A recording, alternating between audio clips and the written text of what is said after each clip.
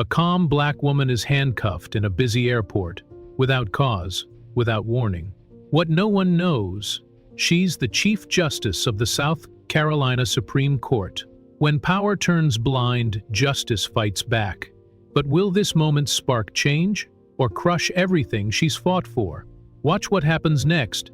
Before we continue this powerful story, let us know where you're watching from. If you enjoy stories like this, subscribe to the channel, because tomorrow we have another powerful story you won't want to miss. The Charleston Regional Airport basked in the soft glow of the early morning sun. Light poured through the vast glass windows, casting long shadows on the polished tile floors. The air was filled with the familiar hum of travelers beginning their journeys. Some cradled steaming cups of coffee, savoring the warmth as they waited in line. Others scrolled lazily through their phones, headphones on, lost in their own worlds. Luggage wheels clattered rhythmically, blending with distant boarding announcements echoing softly overhead.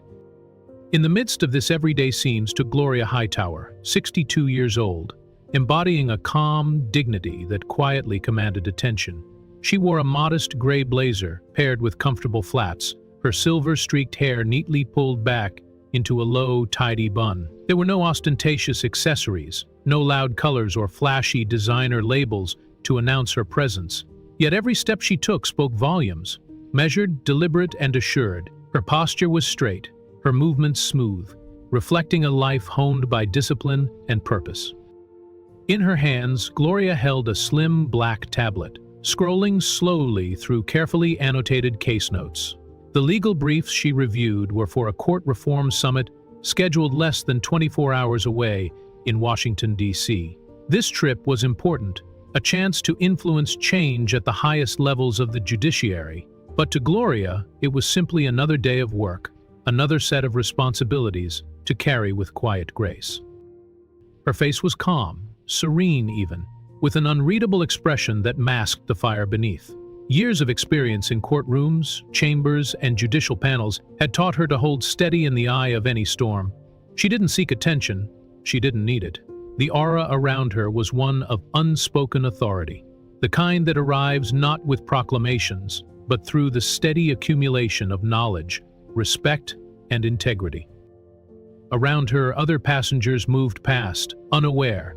To them, Gloria was just another traveler waiting to board her flight. Yet to those with eyes to see, there was a presence that transcended the ordinary. A woman who carried not only herself, but the weight of a lifetime committed to justice. Her gaze moved methodically over her notes, eyes scanning the dense legal language with practiced ease. There was no trace of distraction or anxiety. Instead, she radiated confidence, the kind that comes from knowing exactly who you are and what you stand for, regardless of the setting. A short distance away, seated comfortably in a plush leather lounge chair that bore the faint scent of fine leather and perfume, Eleanor Pierce watched Gloria Hightowwer with eyes sharp as a hawk's. At 58, Eleanor was a woman who knew the world on her terms. Her tailored designer suit was impeccable, and her pearl necklace rested elegantly around her neck, a quiet but unmistakable emblem of her status and influence. The oversized sunglasses she wore masked the precise measurements she took of everyone around her, but her narrowed gaze betrayed a simmering judgment that required no words to be understood. To Eleanor, the airport was a place where order should be maintained, a place where people like her, accustomed to privilege and ease, moved through the world with a quiet certainty that everything belonged to them. And then there was Gloria, poised, calm, composed, and utterly unbothered by her surroundings. Gloria's demeanor did not fit the mold Eleanor expected. That quiet confidence, that refusal to cower or diminish herself, felt. Eleanor's fingers tapped impatiently on the smooth leather armrest, the rhythmic sound a drumbeat of her mounting irritation. The way Gloria stood, watching, steady and unflinching, was a silent affront to Eleanor's sense of control. To her, Gloria was out of place. It wasn't anything Gloria had done that warranted suspicion. It was simply that she existed with an authority that Eleanor neither recognized nor respected. A boldness that silently declared, "I belong here just as much as you do, if not more." The world, as Eleanor saw it, was divided into those who belonged and those who did not.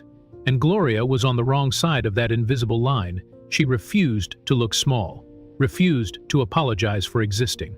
That was enough for Eleanor to decide she was a problem. Without hesitation, Eleanor rose gracefully from her seat. Every movement was deliberate and controlled, her heels clicking softly against the floor as she made her way toward the gate agent's desk. The woman behind the counter looked up just as Eleanor leaned in, lowering her voice so only the gate agent could hear. "Excuse me," Eleanor began, her tones smooth but edged with steel. "That woman over there, she keeps watching people's bags. It makes me uncomfortable. I don't feel safe flying with her on this flight." The gate agent blinked, startled by the accusation. She glanced nervously toward Gloria, who remained unaware of the conversation unfolding nearby. "Ma'am, she's cleared security and has a valid boarding pass," the agent said cautiously, unsure how to handle the complaint. Eleanor's lips curled into a thin smile, unshaken by the hesitation. "I know when something's wrong," she said firmly. "You need to verify her credentials immediately." The agent's uncertainty deepened as she weighed Eleanor's insistence against protocol. Eleanor pressed on, her voice lowering to a near whisper, but filled with undeniable authority. "She's acting suspicious. You must take this seriously." The word suspicious hung heavily in the air, triggering an invisible alarm that rippled through the nearby security network. Eleanor turned away, a small, victorious tilt to her chin. She had set something in motion, something that would soon disrupt the calm morning. Inside the security office, a crackling radio came alive with the urgent call. Deputy Marshal Trent Rohr stood and adjusted his uniform, the metal badge gleaming on his chest. He was a tall, broad-shouldered man with a square jaw and a sense of authority that went unquestioned, at least in his own mind. He believed his badge gave him the power to act decisively, without doubt or hesitation. Beside him, Officer Paul Jensen was quieter, his eyes scanning the room as he prepared to follow Rohr's lead. Jensen rarely spoke, but when he did, his words carried weight. Today, however, he deferred silently to the confidence exuded by his partner. The message was simple. Suspicious passenger, female, mid-60s, standing in the priority boarding line. No name, no identifying details, no verification or surveillance review, just a vague description and a whispered concern. Neither officer questioned the order. Neither asked for additional information. The assumption of guilt was already settled in their minds before they stepped out of the office. They entered the terminal with purposeful strides, the weight of their uniforms instantly changing the atmosphere. Travelers instinctively gave way or paused to observe the approaching law enforcement figures. The click of their boots against the tile floor echoed with a subtle menace. Gloria remained unaware of the growing tension behind her. She was still engrossed in her tablet, her posture relaxed but steady. The soft glow from the screen illuminated the lines of concentration on her face as she scrolled through her case notes, preparing mentally for the important summit ahead. Her calm demeanor was a sharp contrast to the charged environment that was beginning to close in around her. The subtle shifts in the crowd, the discreet movements of travelers reaching for their phones, the barely audible whisper, all signaled that something was about to happen. Two pairs of heavy boots came closer, their steps deliberate and controlled. Rohr led the way, his eyes scanning faces, with a mixture of suspicion and certainty, as if searching for something he already presumed guilty. Jensen followed closely, silent but watchful. When the officers reached Gloria's side, their presence was immediate and imposing. They didn't ask to speak with her politely. They didn't introduce themselves. Their eyes locked on her with an unspoken accusation.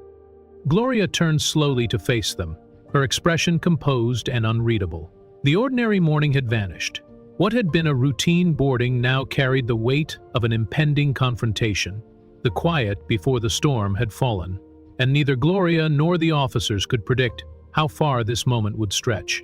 Without a word of greeting or introduction, Deputy Marshal Trent Rohr stepped directly in front of Gloria Hightowwer, blocking her path with a purposeful stance that left no room for negotiation. His eyes were cold, sharp, and filled with an authority born from years of unquestioned power. "Ma'am," he said sharply, his tone clipped and official, "you need to step out of the line." Gloria blinked once, her calm unbroken by the sudden command. She closed her tablet gently, sliding it into her bag, and adjusted the strap over her shoulder. Her voice, when she spoke, was steady and clear. "Is there an issue?" Roar didn't answer her question directly. Instead, he repeated his demand with an edge of impatience. "You've been making other passengers uncomfortable. We need to ask you a few questions." Gloria's brow furrowed just slightly, her composure unshaken. "May I ask what those questions are?" There was a brief pause as Roar glanced toward Officer Jensen, who stood silently nearby, arms crossed tightly over his vest. Jensen's jaw was clenched, eyes fixed on the ground, but he was alert and ready to act. Neither officer spoke for a moment as the atmosphere thickened around them. "I'm asking you to cooperate," Roar said at last, his voice low but firm. "Step aside, please." Gloria nodded once, a small gesture that conveyed more control than compliance. She stepped out of line, not because she was intimidated, but because she understood that resistance could make her a target. This was a game of power, and she knew when to pick her battles. As she moved aside, Roar's eyes flicked over her from head to toe, not with curiosity, but with suspicion. "Name?" "Gloria Hightowwer," she replied calmly, pulling her identification and boarding pass from her bag and handing them to him. Roar took the documents but barely glanced at them before passing them to Jensen. "Business class?" Varela met his gaze evenly. "Yes." "And what do you do for a living?" Roar pressed, leaning in slightly. Gloria didn't answer immediately. She had no obligation to explain herself to a man who had already made up his mind. Instead, she responded simply, "I uphold justice." Roar smirked, as if amused by her answer. "That right? You a lawyer?" Gloria's voice remained steady. "I'm asserting my rights," she said, "something I assume you've sworn to protect." That statement hit a nerve. Roar's jaw tightened visibly. "You think you're smarter than us?" he snapped. "Ma'am," Gloria said softly, "but I do know the law." Officer Jensen shifted beside Roar, uneasy as the tension grew between the two. The exchange had become a battle of wills, and Gloria was holding her ground with quiet strength. Roar's eyes narrowed. "Then you should know to cooperate."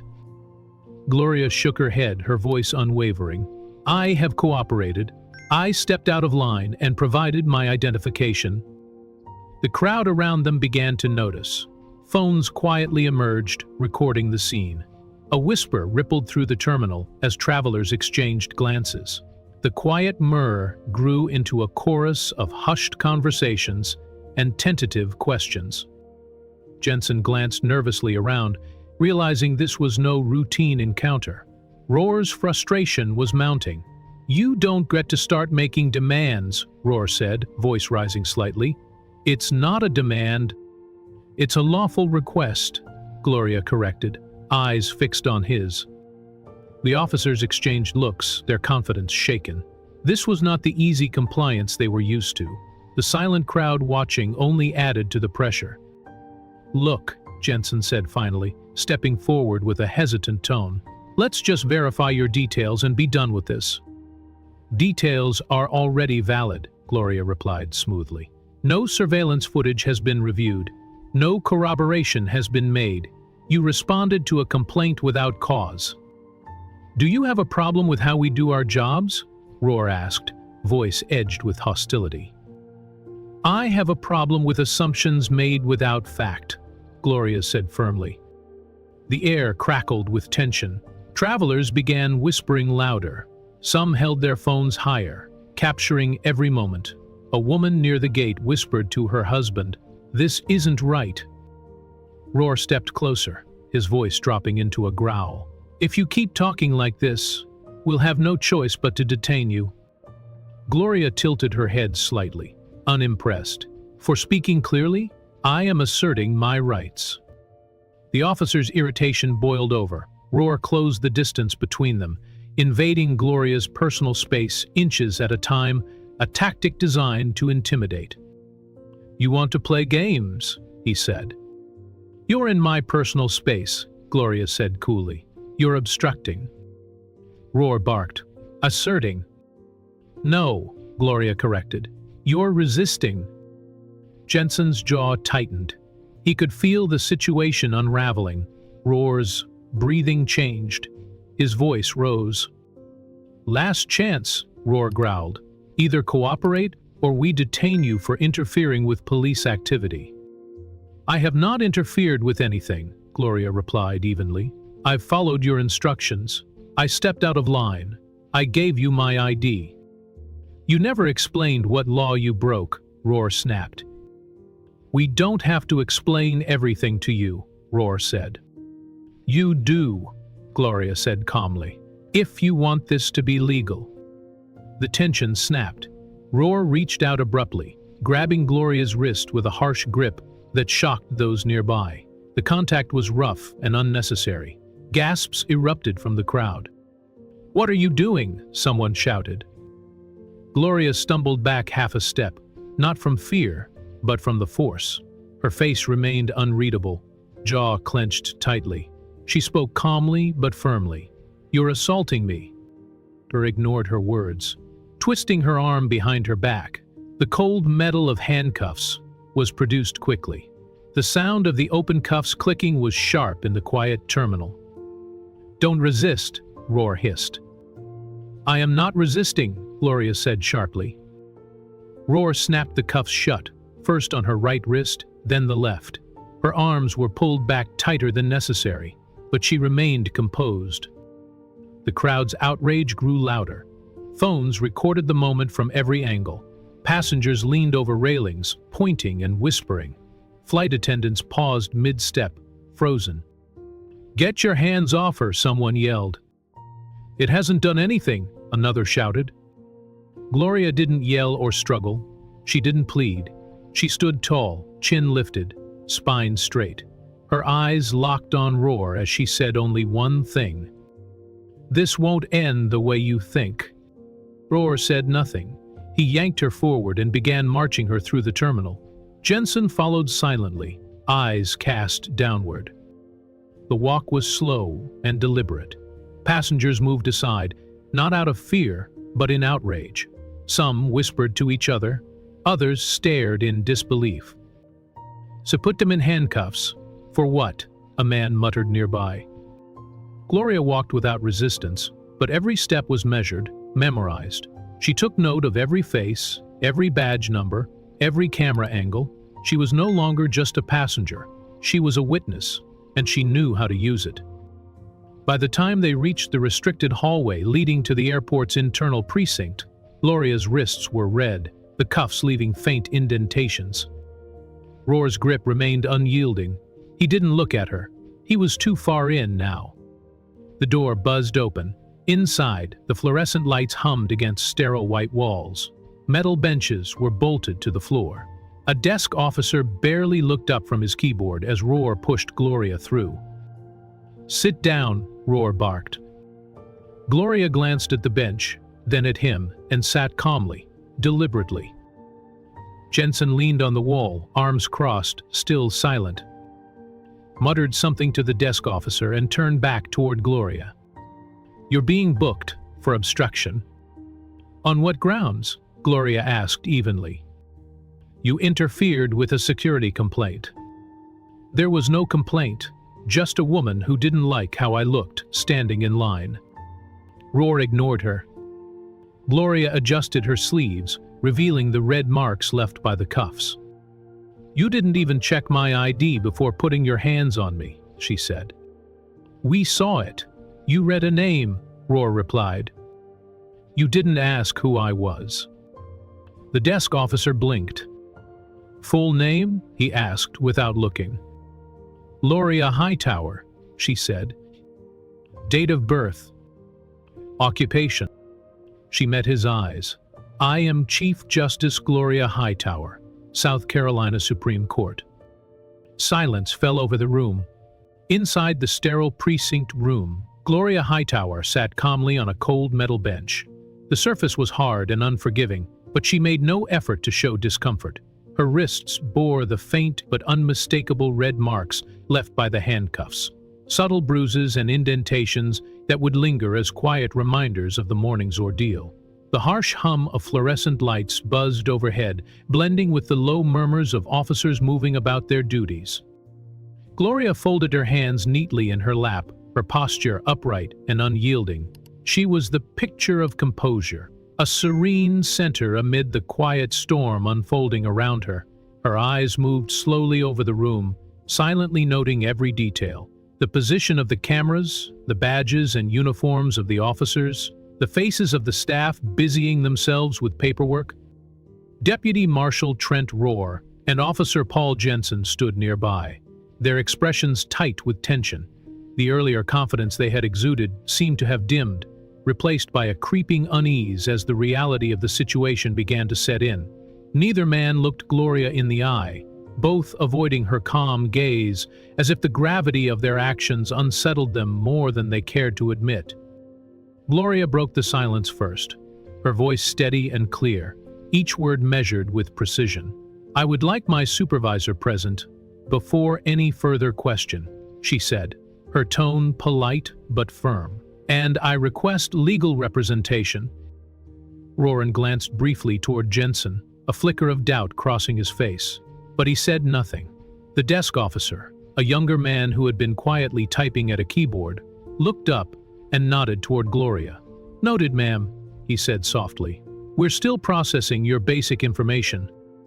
Gloria did not resist the process. She knew that the machinery of law and order had been turned against her unfairly, but she also understood the importance of following procedure on her terms. Every step taken now would be part of the record, every moment logged and documented. The officers brought forward standard paperwork, booking forms, incident reports, logs to be signed. Gloria's eyes maintained their calm focus as she watched the process unfold. She was no longer just a passenger caught in an injustice, and every detail mattered.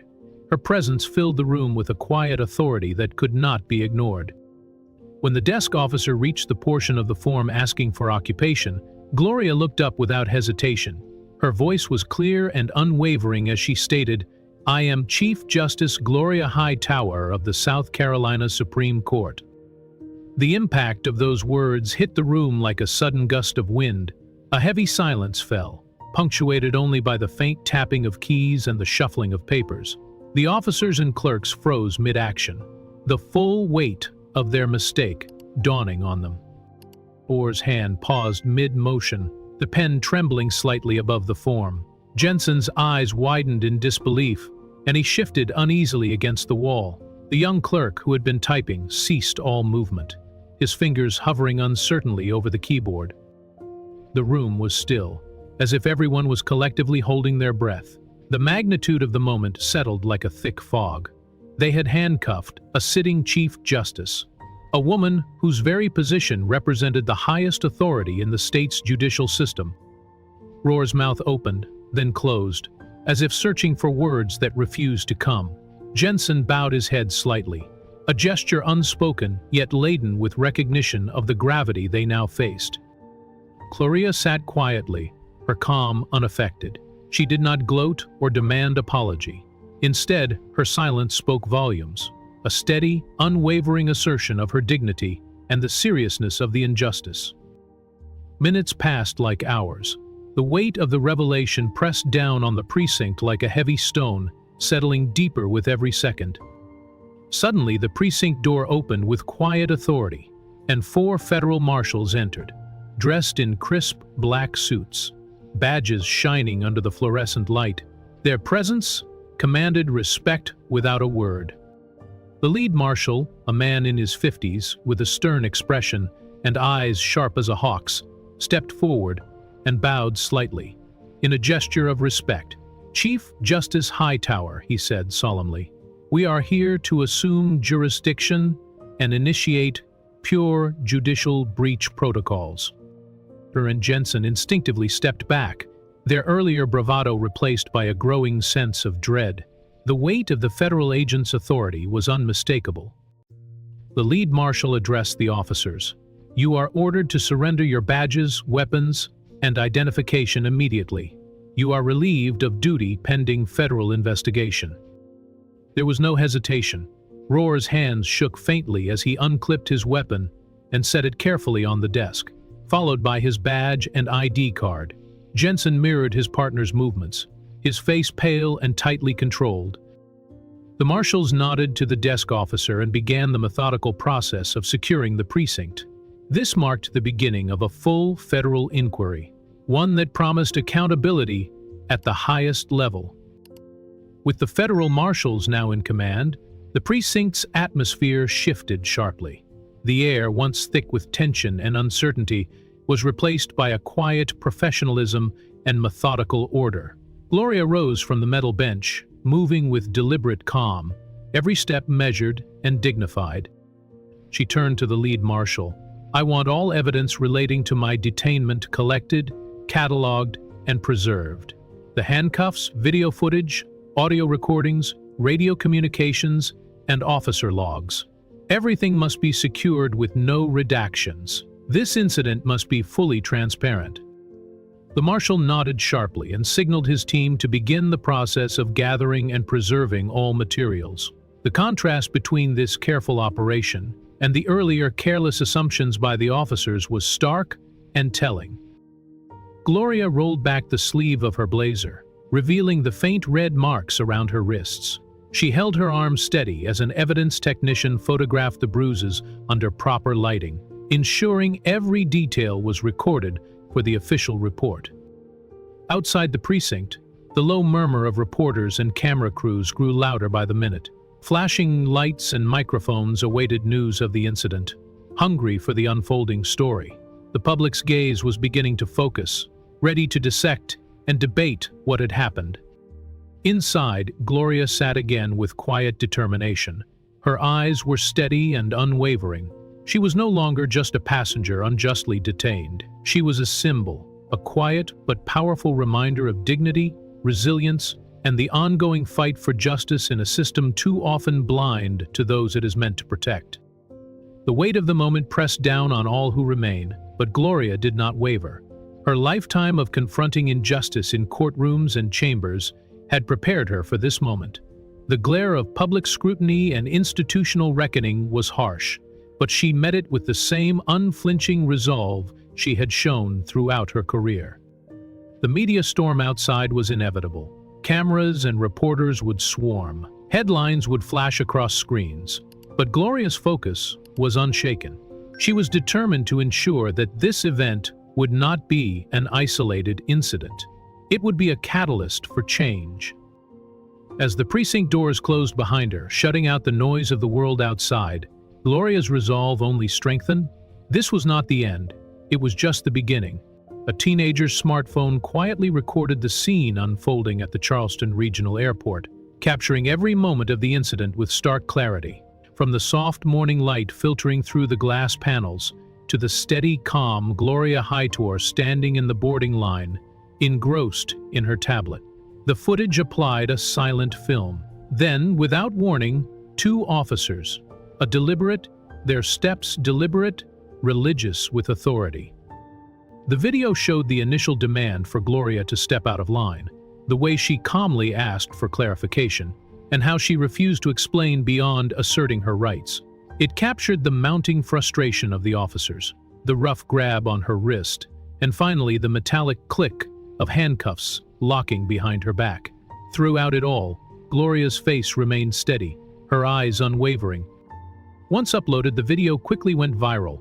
Shares, reposts, and retweets multiplied exponentially, driving view counts into the hundreds of thousands within minutes. Hashtags like Justice for Hightowwer, High-Tash the Judge, and Unseen Dignity began trending nationwide.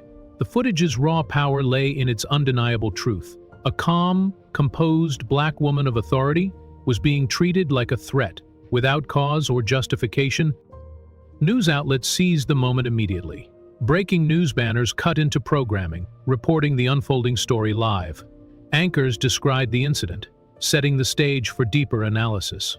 Legal experts were brought on air to discuss the implications of what the video revealed: racial profiling, abuse of power, and the fragility of dignity when confronted by prejudice. The narrative quickly shifted from a single incident to a symbol of broader systemic issues. Gloria was no longer just a victim, she became a beacon of resilience and justice.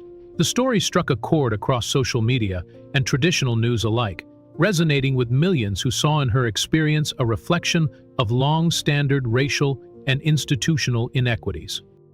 Online, community leaders, activists, and everyday people rallied around Gloria's story.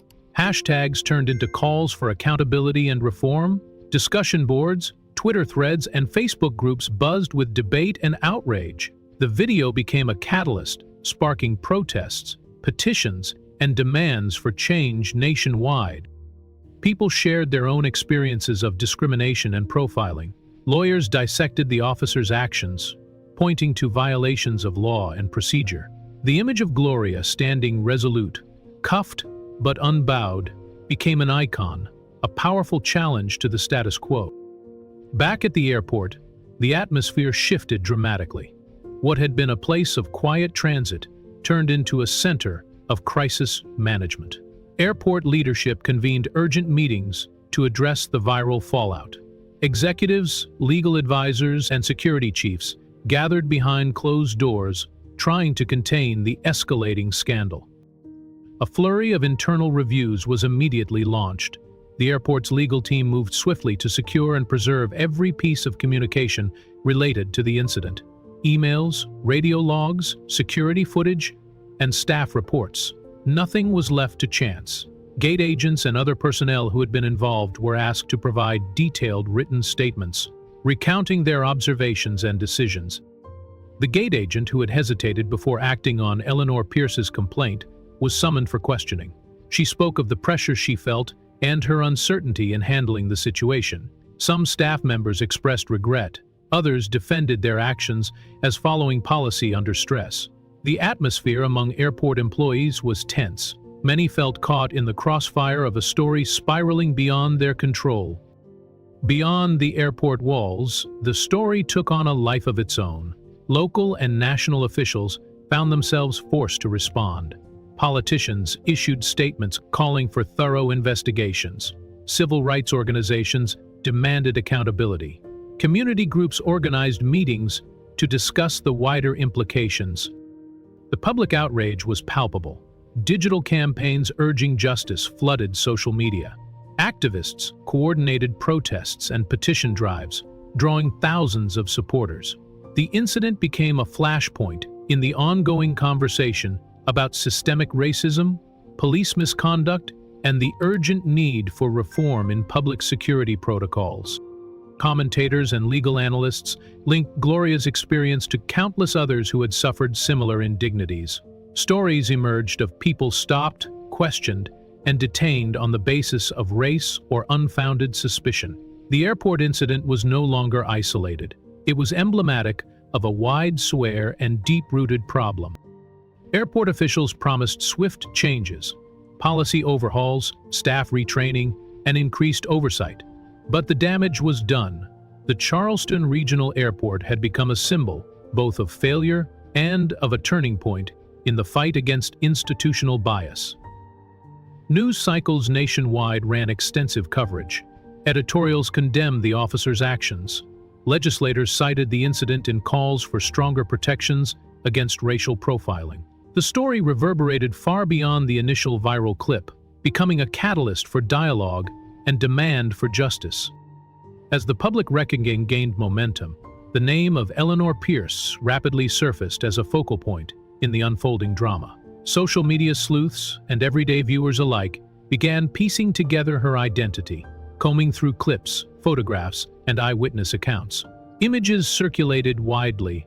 Eleanor seated in the plush leather lounge of the airport's first-class area, her posture confident, almost imperious. Designer sunglasses perched atop her nose, perfectly framing eyes that seemed to silently convey both disdain and entitlement.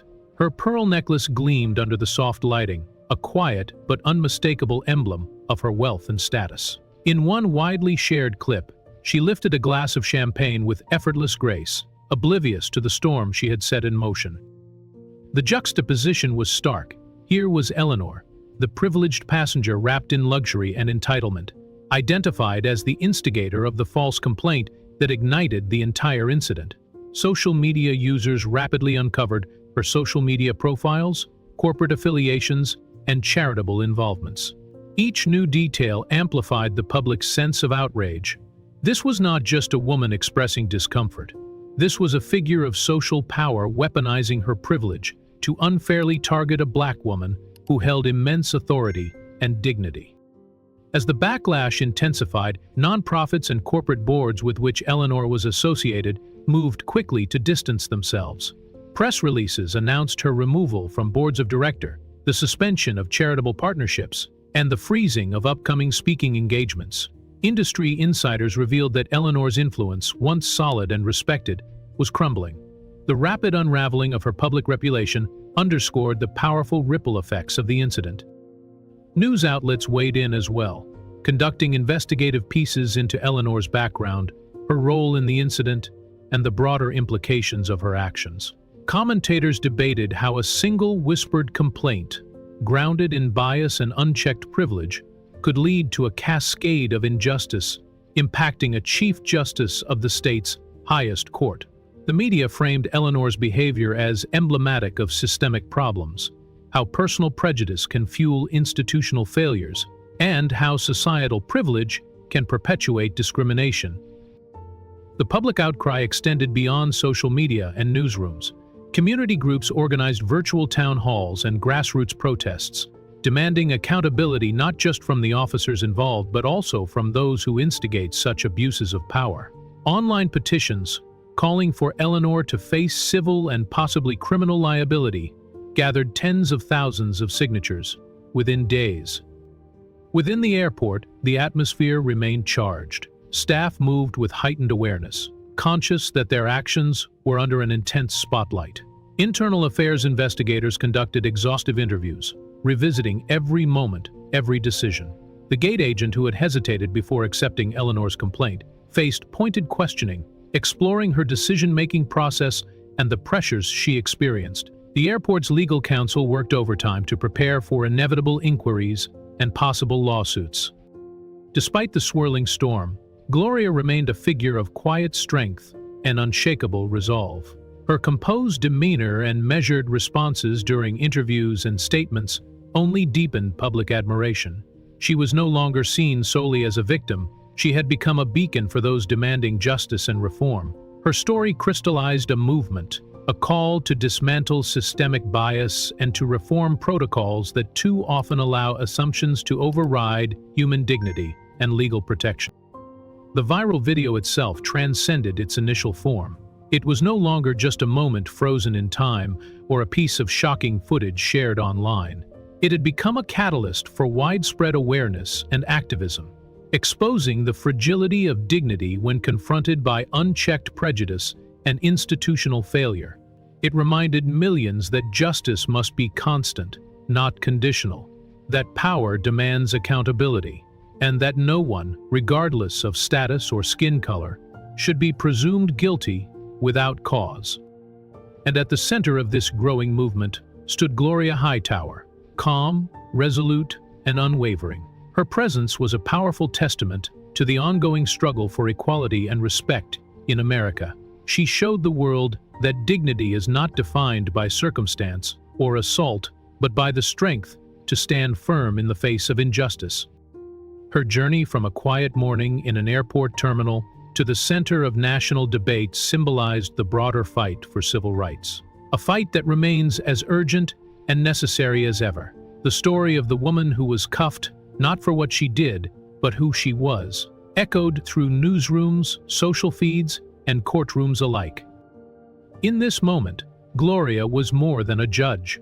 She was a symbol of resistance, a catalyst for change, and a reminder that sometimes the most powerful voices are those spoken quietly, with conviction, courage, and unwavering resolve. The moment Eleanor Pierce stepped off the plane, The atmosphere surrounding her shifted noticeably. She had expected the usual routine, disembarking, collecting her belongings, and moving on. Instead, two plainclothes federal investigators awaited her quietly, but with unmistakable authority. Their expressions were serious, unreadable, betraying no emotion but the weight of their duty. This was no ordinary arrival. Eleanor was being detained for questioning in connection with the false complaint she had filed against Gloria Hightowwer. She followed them through a discreet side corridor, away from the prying eyes of other passengers and the hum of airport activity. The investigators led her into a small, sterile conference room near the security offices. The space was clinical and deliberately devoid of distraction, an environment designed to focus attention on the seriousness of the matter at hand. Without wasting time, one of the investigators began, "Ms. Pierce, you are under federal inquiry regarding the complaint you submitted which resulted in the unlawful detainment of Chief Justice Gloria Hightowwer. We have in our possession video recordings, audio transcripts, and multiple witness statements that directly contradict your version of events." Eleanor's eyes darted toward the large screen where the surveillance footage played. The video showed her sharply pointing at Gloria, whispering her accusations to the gate agent. Her voice, previously firm and confident, now sounded cold and accusatory. The room's silence magnified the gravity of each frame. The investigators methodically laid out the evidence. The whispered complaint caught on audio, eyewitness accounts from other passengers who described Eleanor's demeanor as suspiciously confrontational, and the chain of events leading to Gloria's detainment. Each piece chipped away at Eleanor's defense, revealing a pattern not of genuine concern, but of biased suspicion and intentional reciprocation.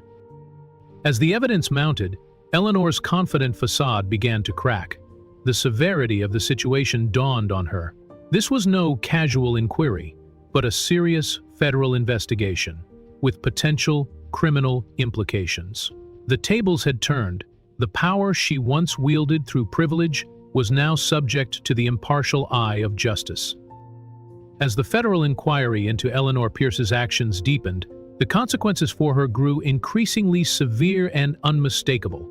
The prosecutors, armed with overwhelming evidence, prepared to formally charge her with filing a false report and violating civil rights statutes. These charges were not symbolic. They carried serious legal weight, with the potential to result in both criminal convictions and substantial civil penalties. The news of Eleanor's predicament spread swiftly beyond courtrooms and investigation rooms. Her carefully constructed social standing, once seemingly improbable, began to unravel under intense public scrutiny. Prestigious corporate boards where she held influential seats acted quickly, issuing statements distancing themselves and formally revoking her membership. Nonprofit organizations severed ties and publicly announced the termination of her involvement and support. Events where she had once been a leading donor or chairperson quietly erased her name from their programs and donor walls. The social media landscape became a battleground of condemnation. Hashtags demanding accountability surged in popularity, often paired with calls to support Gloria Hightowwer's fight for justice. Memes, commentary threads, and viral posts painted Eleanor not as a victim of circumstance, but as an architect of injustice, an emblem of privilege wielded unjustly to inflict harm. Eleanor's personal and professional networks began to dissolve. Friends and acquaintances, cautious about their reputations, withdrew. Invitations to exclusive social gatherings stopped arriving. Trusted allies in business and philanthropy remained silent or publicly disassociated. The woman who had once moved effortlessly through elite circles found herself increasingly isolated. The weight of public disgrace combined with looming legal jeopardy pressed heavily upon Eleanor. The sharp contrast between the confident accuser who whispered her concerns in an airport lounge and the woman now under formal federal investigation was undeniable. The privilege that had once insulated her was stripped away, exposing her to accountability and consequence. Meanwhile, attention turned decisively toward the officers involved, Deputy Marshal Dayumar and NIA Officer Paul Jensen. Both men faced the harsh reality of suspension from their duties pending a thorough federal investigation. The badges and weapons they once wore with pride were now symbols of a fall from grace and subject to forfeiture. Their demeanors reflected the gravity of the situation. Roar's usual bluster and commanding presence had faded, replaced by a tight, grim expression marked by a flicker of uncertainty. Jensen, more reserved by nature, appeared diminished, his body language closed off, eyes downcast, as if bearing the weight of guilt and fear for the first time in his career. Neither man offered much comment. The silence between them spoke volumes, a mutual recognition of the severity of the charges and the potential ruin that awaited. Unlawful detention, abuse of authority, and violation of civil rights were not mere formalities. They were indictments that could end careers and result in imprisonment. The officer's suspension sent a clear message throughout the law enforcement community. No one was above the law. It marked the beginning of an era where unchecked authority faced consequences, and systemic abuses would no longer be tolerated. Within the airport's walls, the Internal Affairs Division launched an exhaustive investigation that worked hand in hand with federal authorities. Every facet of the incident was dissected with painstaking precision.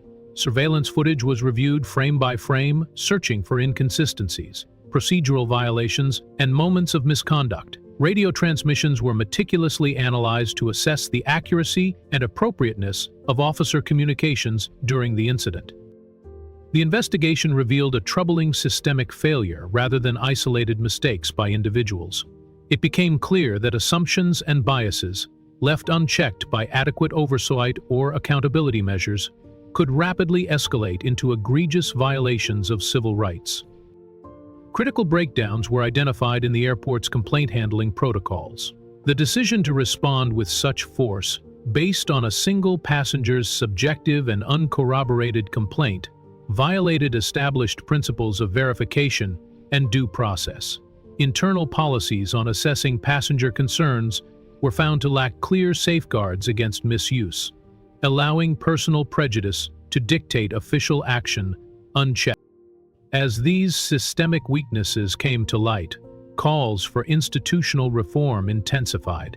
Airport officials acknowledged the flaws publicly and committed to overhauling training, oversight, and complaint protocols to prevent future occurrences.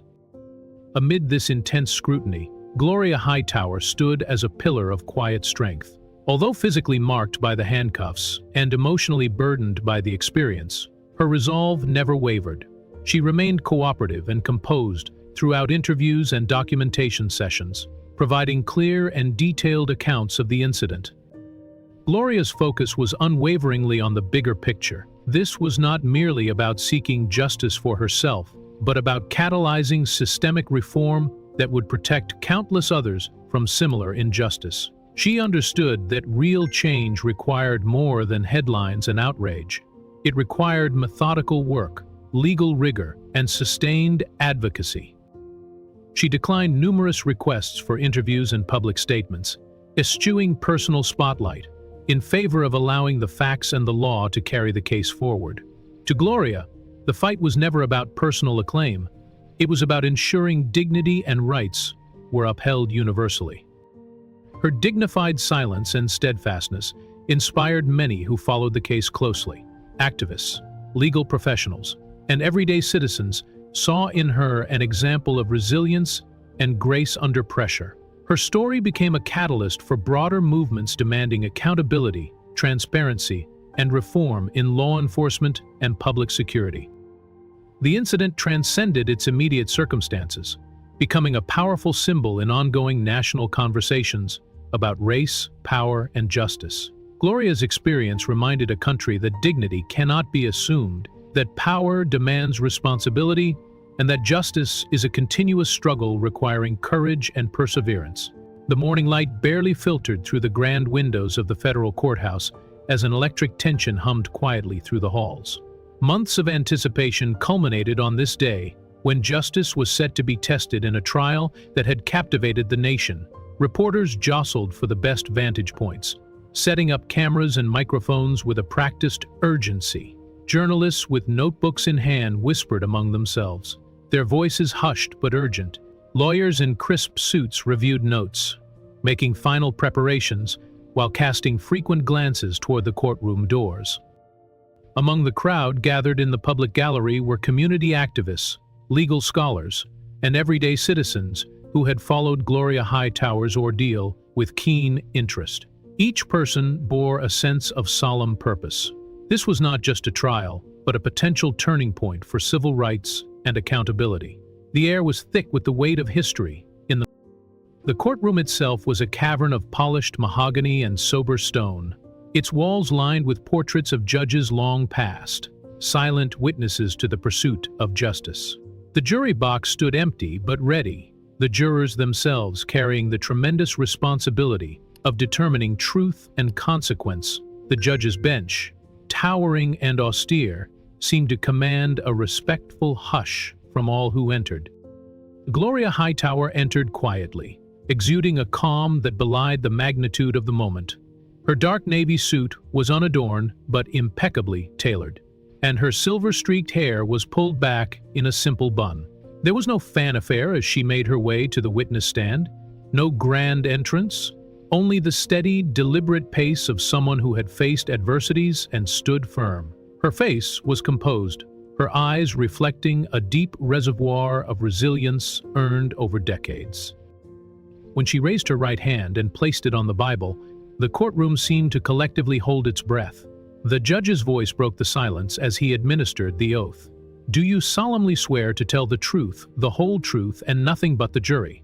Gloria's voice was steady and unwavering as she responded, "I do." Her gaze swept across the courtroom before settling on the jury, silent yet commanding attention.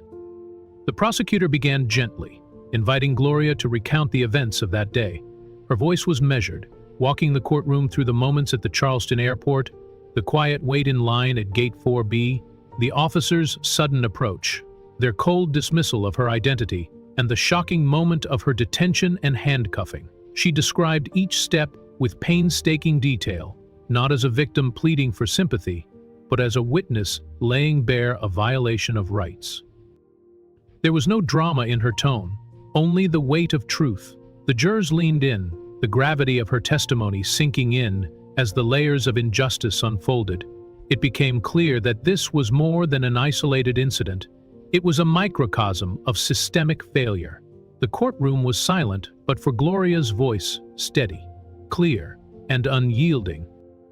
As Gloria's testimony settled into the courtroom's consciousness, the prosecution shifted gears to present a mountain of evidence that left no room for doubt. The large screen illuminated with footage from the airport's surveillance cameras, revealing a scene replayed countless times now across social media and news outlets. The jurors watched intently as Gloria stood composed, quietly reading from her tablet, entirely unaware of the brewing storm behind her. The two officers, Trent Rohr and Paul Jensen, entered frame with purpose, striding toward her without hesitation. There was no pause, no attempt to confirm her identity or credentials before they confronted her. The officers acted solely on a vague, unverified complaint from a passenger, a complaint that was biased and baseless. The stark absence of standard protocol was jarring. No security checks, no calls to supervisors, no attempts to gather corroborating information. The officers' actions appeared reckless, fueled by assumptions rather than facts. The surveillance footage was supplemented by passenger-shot videos, providing intimate, real-time perspectives of the escalating tension. The room was filled with the voices of shocked bystanders, the gasps, whispers, and outcries, as Gloria was suddenly grabbed, pulled back, and cuffed.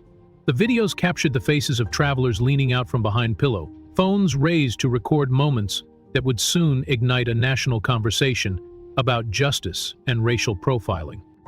Then came the body camera recordings, a chilling accompaniment to the official footage. Rohr's voice, clipped and dismissive, was clearly heard as he issued commands and sarcastically questioned Gloria's intelligence. His tone betrayed an arrogance that suggested he saw the law as a tool to assert control rather than uphold justice. Jensen's silence, in contrast, was telling. His failure to intervene or de-escalate painted him as complicit, allowing the situation to spiral out of control. The prosecution methodically tied these pieces together, framing a narrative not of a mistaken judgment, but of a conscious decision to act on prejudice and to disregard established rules and rights. Each juror's expression grew heavier as the evidence crystallized the reality of systemic failure in culture when permitted officers to act without accountability, especially when dealing with Black. When the defense attorneys were invited to cross-examine Gloria, the courtroom was stunned into silence when they declined. They offered no challenge to her integrity, no attempt to cast doubt on her detailed account. The absence of cross-examination was a tacit admission of the strength of the prosecution's case and Gloria's unwavering credibility. The courtroom's atmosphere transformed from tense confrontation to a collective acknowledgement that justice had found its voice. The defense team's silence was more powerful than any rebuttal could have been. It signaled an acceptance of defeat and underscored the undeniable truth presented by Gloria and the overwhelming evidence. With the foundation of evidence and testimony firmly laid, the prosecution delivered its closing arguments with a measured intensity that reverberated throughout the courtroom. The lead attorney rose, his voice calm but charged with a solemn passion. He addressed the jury with a directness that left no doubt about the stakes of their decision. "This trial," he began, "is not merely about a single incident or a single person. It is about the very principles upon which our justice system stands. It is about holding accountable those who abuse their power and violate the civil rights of others. It is about confronting the insidious presence of racial bias that too often taints our institutions." He reminded the jurors of their crucial role as the last line of defense for fairness and equality under the law. "You have the power today to send a resounding message that no individual, regardless of rank or uniform, is above the law, that dignity and respect for every person's rights must be upheld without exception." The attorney recounted how officers Rohr and Jensen had willfully ignored protocol, acting on unsubstantiated assumptions, and subjected a sitting Chief Justice to public humiliation and unlawful detention. Their actions were not mistakes born of confusion or stress, he emphasized. They were choices that stripped a person of their rights, dignity, and freedom. His words carried the weight of generations of struggle, a plea for justice grounded not only in law but in morality. The courtroom sat in rapt silence, every listener acutely aware of the moment's profound significance. After concluding, the prosecution returned to their seat and the judge stepped forward to issue precise instructions to the jury. He emphasized their solemn duty to deliberate solely on the evidence presented and to decide without prejudice or external influence. The jurors absorbed the instructions with gravity, understanding that their verdict would resonate far beyond the courtroom walls. Outside, the waiting crowd buzzed with anticipation. News crews prepared for live broadcasts, community members huddled in quiet conversations, and advocates for justice held their collective breath. Inside, the courtroom was a crucible where the future of accountability and justice was about to be forged. The courtroom was hushed, the air thick with tension as the jury filed in for deliberations that would decide not only the fate of two officers, but the message sent across a nation hungry for justice. Hours of testimony, damning evidence, and silent witness had all brought this moment into sharp focus. Each juror sat silently, eyes heavy with the responsibility they bore. Behind the closed doors of the deliberation room, they carried the weight of truth, justice, and the law. Gloria Hightowwer sat quietly in the gallery, flanked by her legal team and a small group of supporters. Her hands were folded calmly, her posture regal, and her eyes steady. Around her, whispers of hope and apprehension rippled through the courtroom. The spectators' faces were a mosaic of anticipation and solemnity. Reporters adjusted microphones and cameras, preparing to capture the moment the verdict was announced. Beyond the courthouse walls, a crowd gathered, waving signs that read, "Justice for Glory" and "End police brutality." They awaited news that could alter the course of many lives. In the jury room, hours stretched into a seeming eternity. The jurors reviewed every piece of evidence, the precise, composed testimony of Gloria, the video footage showing officers bypassing protocol, the recordings capturing the degrading treatment she endured. Their conversations were serious, deliberate. They discussed the officer's conscious decision to act on bias, the violation of constitutional rights, and the systemic issues underscored by this case. Every moment of deliberation was heavy with meaning. They knew their verdict would echo beyond this trial, setting a precedent for accountability. The burden was immense, and the jurors were keenly aware of the trust placed in their hands. Back in the courtroom, Gloria's mind wandered, not to her own ordeal, but to the countless others who faced similar abuses without recognition or recourse. She drew strength from the knowledge that this moment, this trial, was bigger than any one person. Her composure remained unbroken, her resolve unwavering. After hours of deliberation, the jury finally returned to the courtroom. The mood inside was charged with a mixture of tension, hope, and gravity. The judge called the court to order, and all eyes immediately turned to the jury box as the foreperson rose to deliver the verdict. The room fell into a heavy silence, every heartbeat seemingly amplified by the weight of what was to come. The foreperson's voice was steady but carried the unmistakable seriousness of the moment. "We, the jury, find the defendants, Deputy Marshal Trent Rohr and Officer Paul Jensen, guilty on all counts including unlawful detention and conspiracy to violate civil rights." The declaration reverberated through the courtroom like a powerful echo, silencing whispers and drawing in every soul present. The verdict was clear, emphatic, and unambiguous. The jurors had spoken with one voice, affirming the undeniable truth of the officer's misconduct. Rohr and Jensen sat motionless. There was no protest, no visible sign of emotion, only the crushing weight of the verdict pressing down on them. Their faces, once full of confidence and control, now bore the hollow look of men confronting the consequences of their actions for the first time. Their silence spoke volumes. No excuses, no defenses remained. The courtroom itself was saturated with emotion. Some spectators exhaled in relief. Others shed quiet tears. For many, this verdict represented a rare moment of justice achieved after years of systemic failure and silence.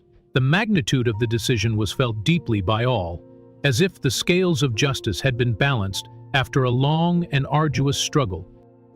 Judge Roth, a figure known for her unyielding fairness and stern authority, rose to deliver the sentence. Her decades on the bench had shaped her into a voice of measured wisdom and strength, and now her words carried the weight of that experience. "Mr. Rohr, Mr. Jensen," she began, her tone firm yet solemn, "this court recognizes that neither of you has a prior criminal record. However, your conduct on that day represents a grievous breach of public trust and a blatant violation of the constitutional rights of an individual." She let the room absorb the gravity of her statement before continuing. "Your actions were deliberate, unjustifiable, and caused harm not only to Chief Justice Gloria Hightowwer, but to the very integrity of our legal system." Her gaze swept across the courtroom, landing briefly on the defendants with unflinching scrutiny. "For these reasons, this court sentences each of you to 4 years in federal prison. There will be no parole granted." The finality of her pronouncement struck the courtroom like a seismic wave. The sentence was heavy, unequivocal, a clear message that abuses of power would be met with significant consequences. The murmur of approval from spectators underscored the collective relief and validation felt in the room. Outside, the ripple effect of the verdict began to spread like wildfire. News crews captured the reactions of onlookers, activists, and legal experts who hailed the sentencing as a watershed moment. It was a historic decision, a turning point that held promise for those long seeking accountability and reform. The courtroom then witnessed a powerful and symbolic reversal of rules. The same handcuffs that had once bound Gloria's wrists were now placed onto those of Rohr and Jensen. The clinking of metal echoed through the silent courtroom, an audible sign that justice was no longer an abstract ideal, but a tangible reality. The bailiffs moved with practiced precision, escorting the two men who had once wielded authority and power, now as defendants facing the consequences of their own decisions. Their movements were subdued, their faces pale and drained of confidence. The courtroom watched, a collective witness to the profound shift in power dynamics that justice had wrought. Gloria remained seated, her demeanor calm and unyielding. There was no trace of triumph or bitterness in her eyes, only the quiet dignity of someone who had endured injustice and refused to be broken by it. Her strength emanated from a deep well of resilience and a commitment to principle rather than vengeance. As the defendants were led away, Gloria's gaze lingered momentarily, not in anger, but in solemn acknowledgement of what had transpired.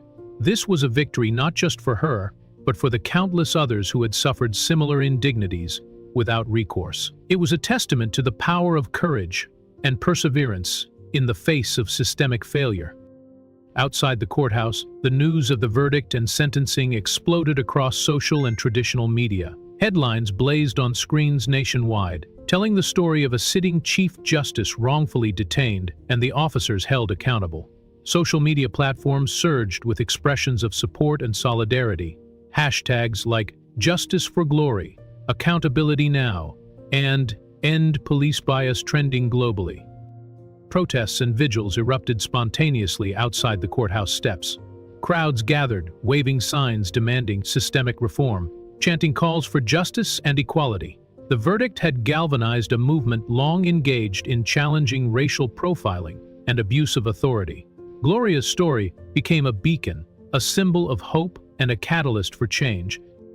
Legal analysts and civil rights advocates spoke in interviews and panels, heralding the verdict as a historic precedent. They discussed its potential to reshape policies, improve law enforcement training, and inspire greater transparency and accountability nationwide. The case was studied as a landmark moment in the ongoing fight against systemic injustice. Meanwhile, Gloria continued her work behind the scenes, channeling the momentum into meaningful advocacy. She lent her voice to civil rights organizations, advised on policy reform, and supported community legal aid initiatives. For Gloria, the courtroom victory was only the beginning. The true work of justice was ongoing and required steadfast dedication.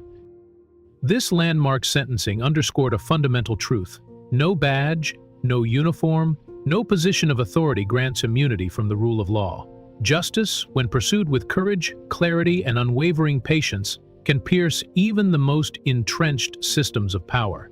Gloria's journey embodied this truth, a reminder that change is possible when individuals stand firm and demand accountability. In the days following the historic criminal verdict, Gloria Hightowwer moved decisively to pursue the next crucial chapter in her fight for justice. Though the courtroom victory had been monumental, Gloria knew that the battle was far from over. The personal damage inflicted by Elanatur Pierce's false complaint ran deep, and the wider implications demanded accountability beyond criminal conviction. With steady resolve, Gloria filed a comprehensive civil lawsuit against Eleanor, alleging defamation, malicious false reporting, and violations of her civil rights. The lawsuit was meticulously prepared. Gloria's legal team compiled an overwhelming body of evidence demonstrating the far-reaching consequences of Eleanor's actions. The documents laid bare how a single act of racial bias had triggered a chain of events that led to Gloria's wrongful detention, public humiliation, and emotional trauma. Every fact was documented with care: the timeline of the incident, the officer's failure to follow proper protocol, the passenger and witness statements supporting Gloria's account, and the medical and psychological evaluations showing the toll on her well-being. This suit was not simply about monetary damages. It was about affirming that no one could weaponize fear and prejudice without facing consequences. It was about reinforcing the fundamental principle that false accusations, especially those steeped in racial bias, can devastate lives and erode trust in institutions designed to protect us all. The legal papers also emphasized the systemic nature of the problem. Gloria's team highlighted that Eleanor's actions were symptomatic of a broader culture, where implicit bias often shaped responses in security and law enforcement, disproportionately affecting Black Americans. The suit called for not just recompense but a clear statement that such abuses of power would not be tolerated in any corner of society. For Eleanor Pierce, The lawsuit represented a turning point, a reckoning she had tried to avoid. Her legal team scrambled to delay proceedings, filing motions aimed at dismissal and seeking to slow the inevitable scrutiny. They attempted to paint the lawsuit as an overreach, arguing that Eleanor's complaint was a private concern and should not have escalated as it did. But the evidence was overwhelming, and public opinion was firmly aligned with Gloria's call for justice. As news of the civil suit spread, media coverage intensified. Reporters detailed the allegations with increasing depth, portraying the unfolding drama not just as a personal dispute, but as a critical examination of racial bias in everyday encounters. The public watched closely as Gloria, the dignified Chief Justice, stood firm against those who sought to undermine her integrity and rights. Activists and civil rights organizations rallied behind Gloria, recognizing her case as emblematic of the broader struggle for equality and justice.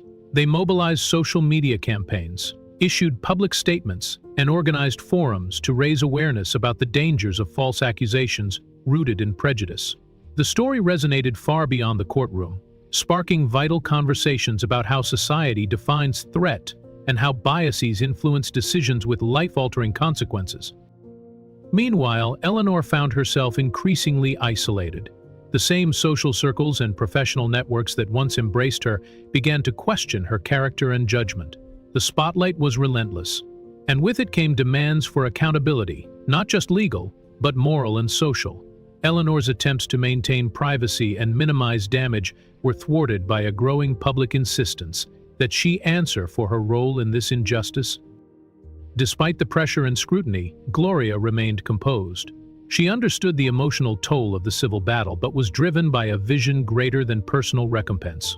To her, the lawsuit was a critical step towards systemic change, a way to send a clear message that weaponized bias and false reporting must have consequences. Her fight was not just for herself, but for countless others whose voices had been silenced or ignored. The filing of the civil suit marked a pivotal moment, one that underscored Gloria's commitment to justice in all its forms. It was a declaration that dignity, truth, and accountability were not negotiable, no matter the power or privilege of those who sought to deny them. Eventually, the mounting evidence and public pressure led Eleanor Pierce to make a reluctant decision: to settle. The terms were clear and uncompromising. Eleanor agreed to pay Gloria $450,000, 0 cents in damages, and issue a written acknowledgement of her actions. This acknowledgement was not a simple apology, but a formal admission of the harm caused by her false complaint and the resulting violation of civil rights. The impact on Eleanor's career was swift and severe. Within days, major corporate boards on which she held positions removed her from membership.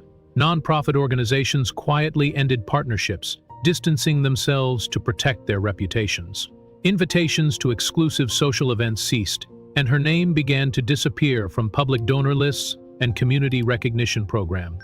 The networks and social circles that had once embraced her now regarded her with suspicion and distance. But the public condemnation was as profound as the legal consequences. News outlets dissected the settlement, highlighting the financial and reputational costs Eleanor faced as a direct result of her actions. Social media amplified this scrutiny, with countless voices condemning the weaponization of bias and privilege. Eleanor's attempt to maintain her previous status crumbled beneath the weight of accountability. Yet amidst all this, Gloria remained remarkably composed. She accepted the settlement quietly, without fanfare or public spectacle. To Gloria, this was never about personal vengeance or media attention. It was about holding individuals accountable to the law and ensuring that the broader societal issues at play were addressed. The settlement was a step toward that greater cause, a foundation for systemic change rather than just a financial victory. Gloria's focus quickly shifted beyond the courtroom and legal battles. She began to engage with civil rights groups, policymakers, and community leaders to use her experience as a catalyst for broader reforms. Her story became a powerful tool in educating the public about the dangers of implicit bias, unchecked assumptions, and the need for procedural justice in airports, law enforcement, and beyond.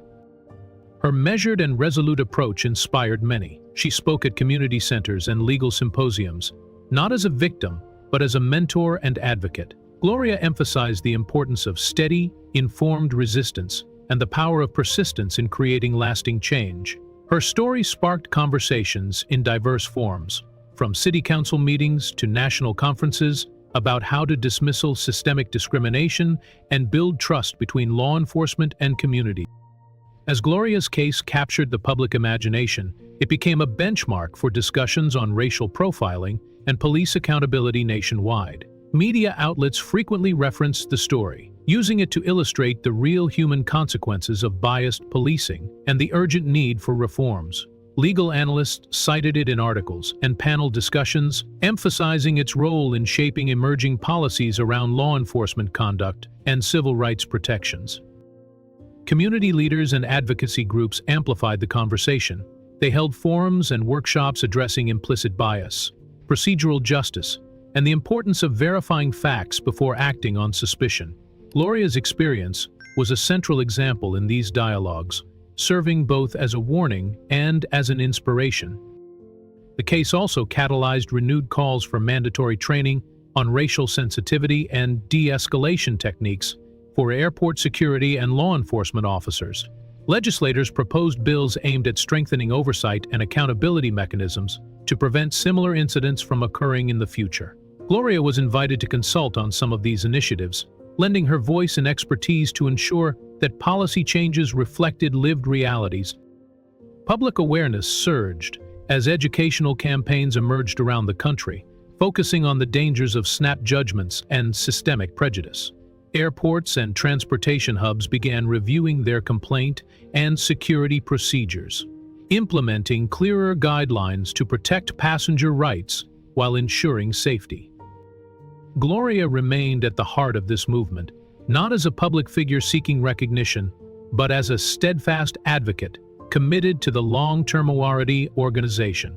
She continued to mentor young attorneys and work with legal aid organizations, helping to empower those who often lacked access to resources or voice. The ripple effect of Gloria's story was felt far beyond her personal ordeal. It served as a clarion call for vigilance against the assumptions and biases that perpetuate injustice. Her quiet strength and unwavering commitment to truth reminded a nation that justice is a continual process, a daily decision to confront discomfort and demand accountability. The settlement and its aftermath marked a turning point. For Gloria, Eleanor Pierce's public acknowledgement and the legal repercussions she faced were not the end, but the beginning of a renewed pursuit for systemic change. It was a testament to the power of resilience, courage, and the belief that every person deserves dignity and respect under the law. Following the resolution of her criminal and civil cases, Gloria Hightowwer felt a profound sense of responsibility to transform her personal ordeal into a catalyst for broader systemic change.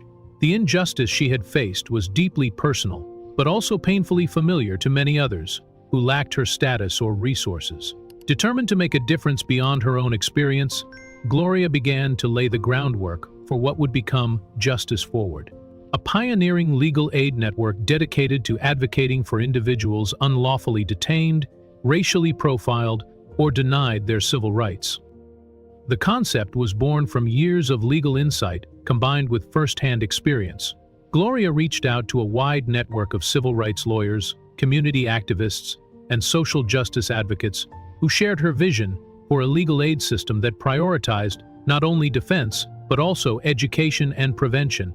Together, they designed Justice Forward as a multifaceted initiative, a network of legal clinics, community outreach programs, and policy advocacy groups committed to dismantling systemic bias in law enforcement and the justice system. Gloria's leadership style was marked by quiet determination and inclusivity.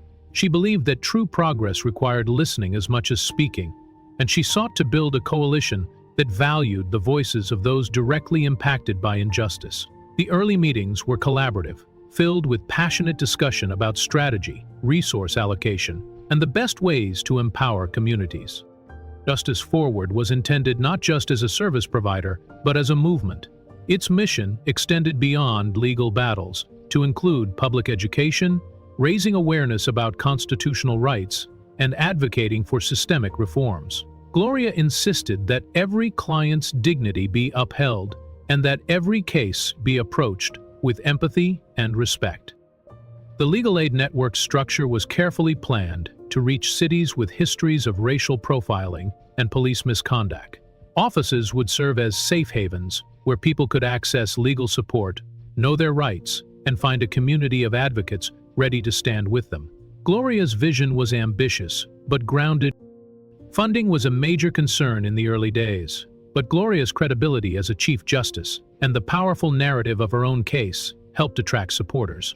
Grants from civil rights foundations, private donors, and partnerships with established nonprofits provided the resources needed to open the first centers. Volunteer recruitment was a critical focus, with attorneys, law students, and activists drawn to the cause by Gloria's leadership and the movement's clear moral imperative. Every step forward was infused with Gloria's deep understanding of law and justice. She worked tirelessly to ensure that Justice Forward would not simply respond to injustice, but anticipate it, equipping communities and attorneys to prevent abuses before they could take root. The network's foundational principles, justice, equity, empowerment, were etched into every training session. Execution and empowerment were etched into every training session, at-risk event, and in just 3 months, Justice Forward's offices opened in 5 major cities across the United States. A rapid expansion, fueled by urgent demand and dedicated volunteers. The network quickly became a lifeline for individuals subjected to unlawful detentions, racial profiling, and other civil rights violations. By the end of its first quarter, Justice Forward was managing over 130 active cases, ranging from airport security incidents and traffic stops to discriminatory policing practices in urban neighborhoods.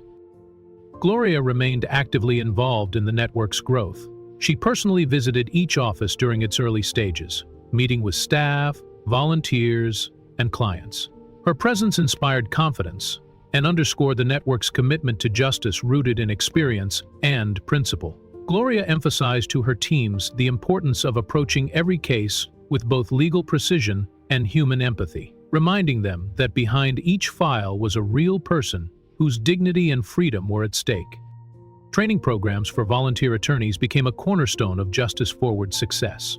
These sessions went beyond traditional legal education, incorporating workshops on implicit bias, cultural competence, and effective communication techniques designed to challenge and dismantle systemic prejudice. Gloria advocated for a holistic approach that prepared lawyers to navigate the complexities of both courtroom battles and community relations. Justice Forward also invested heavily in community outreach. Public workshops educated citizens about their rights during encounters with law enforcement and airport security. Gloria believed empowering individuals with knowledge was key to prevention and protection. The network partnered with grassroots organizations to build trust in communities historically marginalized and overpolite. Collaboration was essential. Gloria fostered alliances with civil rights groups, educational institutions, and social justice coalitions. These partnerships expanded the reach and impact of Justice Forward, enabling it to advocate effectively for policy reforms based on real cases and data gathered from its extensive legal work. The network's early successes included several high-profile cases that brought national attention. Gloria's leadership helped frame these victories as evidence that systemic change was possible when courage met strategy. She regularly emphasized that Justice Forward's mission was not to replace existing systems, but to hold them accountable and push them toward greater fairness and transparency. Gloria's vision extended beyond legal wins to long-career politics. Justice Forward compiled detailed reports documenting patterns of abuse, which were submitted to lawmakers and oversight bodies. These efforts helped fuel legislative proposals aimed at improving law enforcement training, enhancing complaint procedures, and instituting independent oversight mechanisms. Beyond legal advocacy, Gloria's influence grew into the realm of training and policy development. She was invited to consult on federal law enforcement training program, focused on escalation and de-escalation tactics. Her input emphasized respect for civil rights and the human dignity of those officers. Gloria's recommendations helped shape curricula designed to reduce incidents of unnecessary force and racially biased policing, promoting communication and cultural competence as core skills. At the same time, Gloria engaged actively with legislators, providing expert testimony and drafting policy recommendations to strengthen accountability frameworks within law enforcement agencies. Her advocacy highlighted the importance of transparency, thorough investigations of misconduct, and mechanisms to prevent future abuses. Despite increasing public recognition, Gloria remained humble and grounded. Invitations to television interviews, book deals, and even political campaigns came her way, but she consistently declined. Gloria was clear that her purpose was not personal fame or political power, but the pursuit of justice and systemic reform. Instead, she chose to invest her time mentoring young attorneys and public defenders. Visiting law schools, community centers, and legal symposiums, Gloria shared her story with a quiet power. She emphasized the importance of resilience, patience, and steady commitment to the law's highest ideals. Her mentorship inspired a new generation of legal professionals to view justice as a lifelong responsibility rather than a momentary achievement. Gloria's public appearances were marked by humility and strength. She did not seek the spotlight, but used it when necessary to amplify voices often unheard. Her message was simple but profound. True justice requires confronting uncomfortable truths and standing firm even when the path is difficult. Justice Forward continued to expand, reflecting Gloria's vision of an inclusive, compassionate, and relentless legal aid network. It became a symbol of hope for those too often ignored or silenced, a living testament to the power of principled leadership and unwavering dedication. Through all of this, Gloria's refusal to chase fame reinforced her authenticity. She understood that the work of justice was a daily, often quiet struggle, one built on countless small victories that collectively changed lives. Her legacy was not in headlines or awards, but in the steady, meaningful progress made toward equality and accountability. Months had passed since Gloria Hightowers' story had captured national attention and inspired countless calls for justice. Now, standing at the podium, in a large, packed hall during a prestigious legal summit in Chicago, Gloria's presence alone commanded a hush among the crowd. The room was filled with legal professionals, civil rights activists, law students, and community leaders, all eager to hear from a woman whose resilience had become a beacon for the fight against systemic injustice. Gloria looked out over the sea of faces, her expression calm and composed, embodying the quiet strength that had carried her through years of struggle. Then, in a voice steady and clear, she delivered a line that would soon echo far beyond the walls of the conference center. "They didn't cuff me because I was a judge," she said, deliberately, her tone measured but piercing. "They cuffed me because they didn't care to find out who I was." The simplicity of the statement belied its power. It crystallized the core of her experience, the painful truth that assumptions, bias, and a refusal to truly see a person can lead to devastating injustice. This phrase struck a chord in the hearts of listeners and quickly spread like wildfire across social media platforms. The line became a viral rallying cry, shared and reshared with fervor, symbolizing a collective demand to confront prejudice and the dangerous consequences of judgment without understanding. The summit itself was transformed by Gloria's message. It became a springboard for earnest and urgent conversations about implicit bias, racial profiling, and the need for vigilance in defending civil rights. Panels and workshops featured her story as a case study, illustrating how easily dignity can be stripped away when those in power fail to ask the right questions and instead act on fear and stereotype. Many attendees approached Gloria afterward, sharing personal stories of discrimination and expressing gratitude for her courage.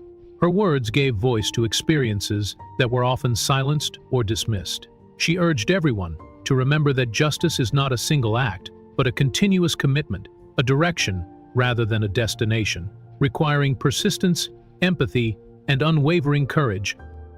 Her statement, and the viral movement it sparked, reminded a nation that the fight against injustice is ongoing. It underscored that dignity and respect must never be assumed but actively demanded.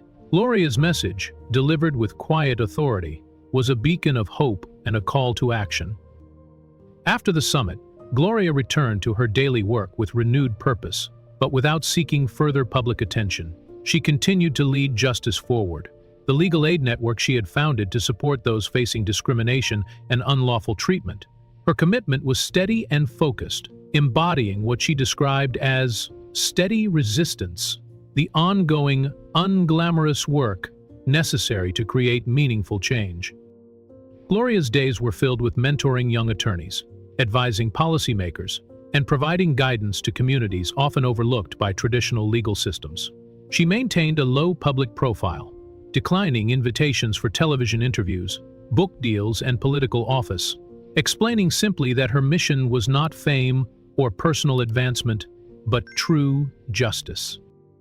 Within Justice Forward, Gloria's leadership was deeply felt. She cultivated an environment where empathy and legal expertise went hand in hand. She encouraged attorneys to remember that behind every case was a human being whose life and dignity depended on their dedication.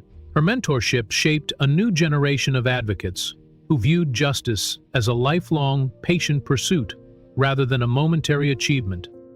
Gloria also intensified her collaboration with lawmakers and law enforcement agencies. She consulted on training programs designed to reduce racial bias and improve communication skills among officers.